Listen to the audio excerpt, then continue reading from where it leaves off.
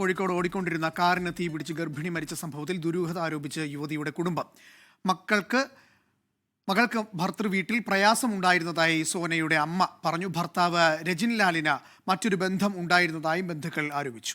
അതേസമയം തീപിടുത്തത്തിന് കാരണം short circuit അല്ല എന്ന പ്രാഥമിക നിഗമനത്തിലാണ് പോലീസ് ഉള്ളത്.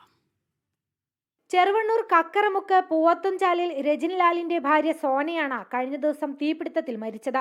കാർ ഓടിച്ച ഭർത്താവ് രജിൻലാലിന് തീപിടുത്തമുണ്ടായ ഉടനെ പുറത്തിറങ്ങാൻ കഴിഞ്ഞെങ്കിലും പിൻസീറ്റിൽ കിടക്കുകയായിരുന്ന സോന വാതിൽ ലോക്കായതിനാൽ കാറിനുള്ളിൽ കുടുങ്ങിപ്പോവുകയായിരുന്നു. ഉൾവശം പൂർണ്ണമായി കത്തി, പിൻസീറ്റും മുൻഭാഗവും കത്തി. എന്നാൽ ബോണറ്റിനുള്ളിലേക്ക് തീ പടർന്നിട്ടില്ല. ഉൾവശം മാത്രം കത്തിയതിൽ ദുരൂഹതയുണ്ടെന്നും ആസൂത്രിത കൊലപാതകമാണെന്നുമാണ് സോനയുടെ കുടുംബത്തിന്റെ ആരോപണം.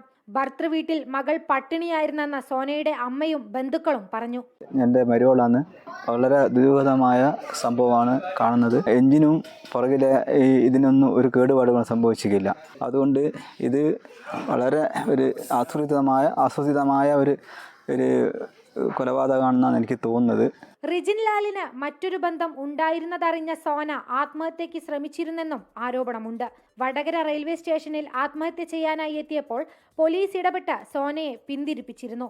ഗർഭിണിയായ ശേഷം സോന അമ്മയുടെ കൂടെയായിരുന്നു താമസം. ദിവസങ്ങൾക്ക് മുമ്പാണ് റിജിൻ സോനയെ കൂട്ടിക്കൊണ്ടുപോയത്.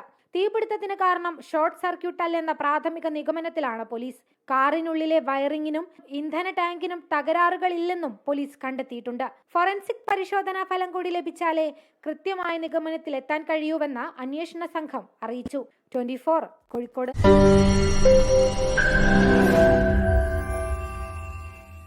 ലോകത്തെവിടെയായാലും ഏത് സമയത്തും 24 വാർത്തകളും ഓഗ്മെന്റഡ് റിയാലിറ്റി പാക്കേജുകളും എക്സ്പ്ലെയിനറുകളും വിശദമായി കാണാൻ ഞങ്ങളുടെ യൂട്യൂബ് ചാനൽ നിങ്ങൾക്ക് സബ്സ്ക്രൈബ് ചെയ്യാം.